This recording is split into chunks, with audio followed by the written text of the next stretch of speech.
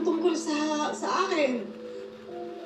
Kasi natatakot ako na baka mamaya kumalat sa buong sitio liwanag yung kalagayan ko eh. Napaliw ako na, na baka mamaya katakutan ako ng mga tao dito. Hindi ka nga baliw, di ba? Di ba nga maraming tinurok sa'yo ng mga droga, kaya ka nakalimot, hindi ka baliw na. Saka ayos ka na.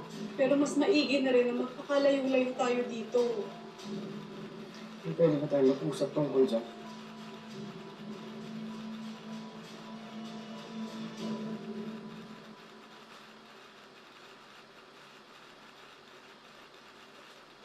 Naalala mo ba yung panahon na sinabi mo sa akin kung gaano ka-importante sa itong Sitio Liwanag? Kung nakita mo lang dati ito na, magugulat ka. Ganda, malinis, masagana. Dito ka nga pinanganak eh. Dito mismo sa Riles.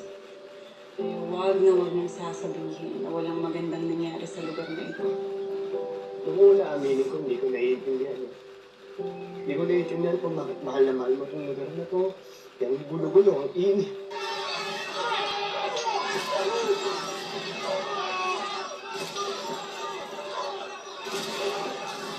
At pagkatapos nasunog ng Reyes, patapos mawala ng lahat, doon ko nalaman yung pinaglalaban mo. Hindi lang basta yung lugar, ma. Hindi yung mga tao dito sa Reyes.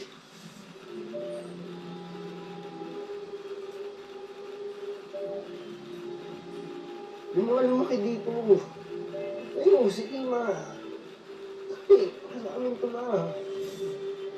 Dati iniisip ko, pag umalis tayo dito, gaganda yung buhay natin. Pero ngayon, alam ko na, ma, tayong mga taga-Reyes, may karapatan tayo.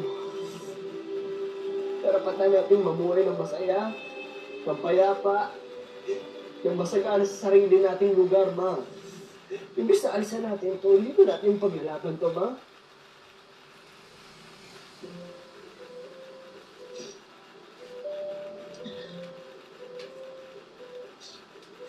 Kailan ka pa nagkaroon ng pusong Riles?